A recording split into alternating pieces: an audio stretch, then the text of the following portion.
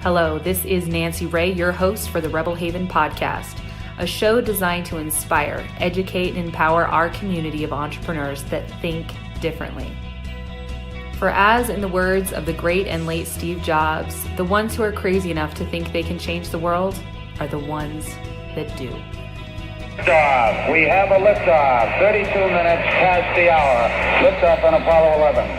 I have a dream that one day it's one small step for man, one giant leap for mankind. Hello and welcome, my fellow rebels. This is your host, Nancy Ray, and today we're going to be talking about the differences between resistance, which is going against the universal flow, and obstacles, which are a natural, normal part of our experience and our path. So it's important to know and to pay attention to the distinctions between the two and to be able to identify them clearly. Because if not, what you will have and what you will experience is that an obstacle will come up, but instead of seeing it as an obstacle, which is an opportunity to prove your commitment to yourself and the universe and to learn new levels of surrender and to really just develop yourself to be the next level of badass. Instead of doing that, right, really engaging, going into your warrior archetype and seizing the day, when you have an obstacle come up, you will just take it as a universal sign, a cosmic sign. Maybe I'm not meant to be doing this thing. Maybe this is wrong. This is going against the flow. There's a difference between going against the flow, which is resistance, and obstacles. All right. So resistance feels differently in your body. Resistance feels heavy. Resistance, they both feel hard. They're both not easy. They're both not like this flowy, super high, happy state, but there's a difference. So when you are engaging with an obstacle, there's a really kind of an excitement driven, powerful feeling. It's like being at the gym lifting weights. If you've ever lifted weights at the gym, it's really, really hard when you're lifting weights, but it's more of an obstacle. It's not like this huge resistance, like I'm going against the flow of the universe because I'm pushing this weight up. No, I'm pushing this weight up because I'm building myself to be stronger. That's what obstacles are. So one of the quickest ways that we can identify whether we are engaging with resistance, going against the flow, or engaging with an obstacle is to pay attention to our own vibration. How are we feeling inside of our body, inside of our system, right? Now, both of them, I want to remind you, both of them feel hard. One feels like power and one feels like force. There's a fantastic book all about this. I've actually never read the book in its entirety, but I know a lot of quotes and concepts from this book. Power versus force. So power is about strength, is about let's go for it, let's make it happen. Resistance is about force, push, it has to happen. Desperate energy is rooted in more fear. Now, neither one of these things are bad or wrong, right? Like engaging with resistance isn't necessarily bad. It's just way less fun because you're pushing, trying to make something happen that's not aligned with what you really, really want and is not empowering you to become your next level of human, right? Which if you are ever so attached to an outcome that you're not willing to surrender it to the universe, to your higher power, to source, to God, if you're ever in that point, you'll know that you're in force. You'll know that you're in resistance.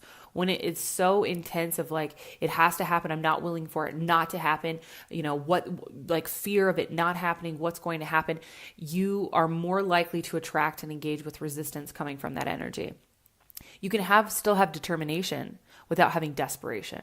Desperate and determined are two different energies, and they can be happening in an exact same scenario. So let's say you are in a bind or in a situation where it's like, okay, I get to come up with like $5,000 in 2 weeks, right?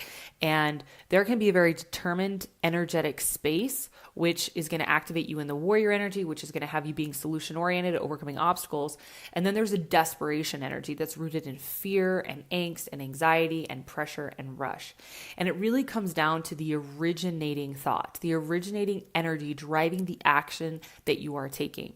This is why having a morning routine is so powerful, an opportunity to take some deep breaths, meditate, take a few quiet moments to ponder, to really center in and communicate and connect with your source energy, right? Imagining this like column of light, pillar of light coming down from the heavens, touching on the top of the head, flowing and cleaning and clearing and cleansing out your whole body, and then rooting in and grounding into the earth.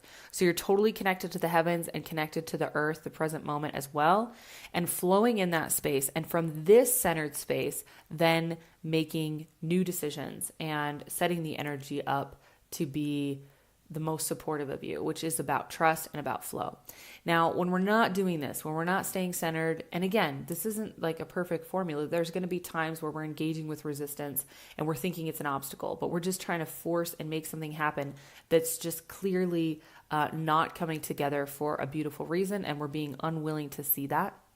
And then there's going to be times where it's actually an obstacle and we're like, oh, this is resistance. I'm backing off. It feels too hard. And we just stop. So the sweet spot's going to be right in the middle, and you're going to get to play with it like everything. There's not a one size fits all. It's about being really intuitive and saying, this is not flowing together. This is, I'm forcing it.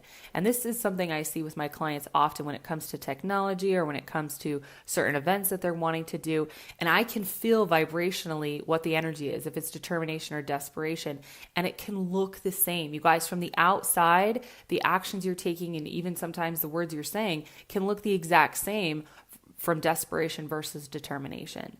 But there gets to be this element of trust and surrender that it's always working out for you for the best. So I've had clients that will have a technology issue and will have set some sort of goal or something that they're going to work on or build or create in between our session time.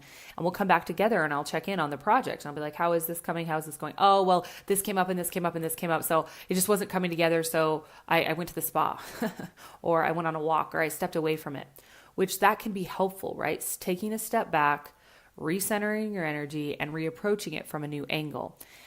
However, there's often times as I'm feeling into the vibration, there were solutions that were available to them, but they didn't stick with it long enough. They weren't committed enough to the outcome they really desired, truly believing that they could have it, that the solution was able to present itself. So I know this podcast is so tricky. It's like, well, you're giving me all these ideas, but no real solution. It's just like this big looping paradoxical conversation that we're having. And that's the truth. That's exactly what's happening here, because so many of these concepts, when it comes to transformation and creating the life of your dreams, they exist inside of paradoxes where two things are true simultaneously. So at the end of this, the main conversation and the main takeaway for you guys is pay attention to when things are not coming together for you and not working out. Is it an obstacle, right? Is it an opportunity to overcome something, learn a workaround, or is it truly resistance saying this is not a good time? And if you can be really radically honest with yourself and check in, you'll know the difference. If you're wanting to use an obstacle as an excuse to not take the action, and you're just going to, use the flake excuse of, oh, this is resistance, it's not coming together, you will feel that vibrationally if you're really, really honest with yourself. This is between you and you. Great example would be going to the gym.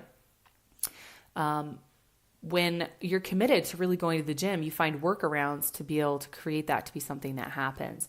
Where if something comes up in the schedule or whatnot, you rearrange or you move this here, you move this there, and it's just an obstacle. And then you kind of flow around it and you make it work, and then it starts coming back together.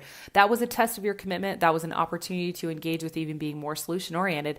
And then there's other days when maybe there is what could look like obstacles on other days, but is actually resistance, and trying to force it to happen that day and being desperate about, having to get your workout in. And oh my gosh, it's just going to create more upset and more intensity and in more waves.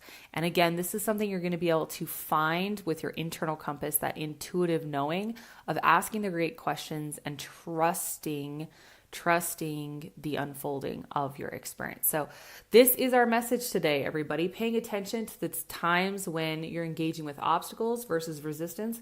This isn't meant to just be a piece of cake all the time. It's really not. We would get super bored if everything was always super simple. We love a good challenge. We love growing and learning, and we love having breakthroughs. And to have a breakthrough, you get to have something that you're breaking through, whether it's a belief system, a habit, a behavior, a doubt, a negative thought pattern, whatever it is. Breaking through that is so exciting and so liberating and so rewarding that it's really not designed to always be easy, but it can be easier and it can be more fun by the way that we approach it and shift and align our perceptions to the truth that everything is truly always happening for us. Nothing is happening to us. And this is a beautiful unfolding opportunity to experience life, to experience it, not to control it, not to be afraid of it, to truly just experience it. That said, I want to remind you, everything that you are dreaming is, yes, absolutely possible.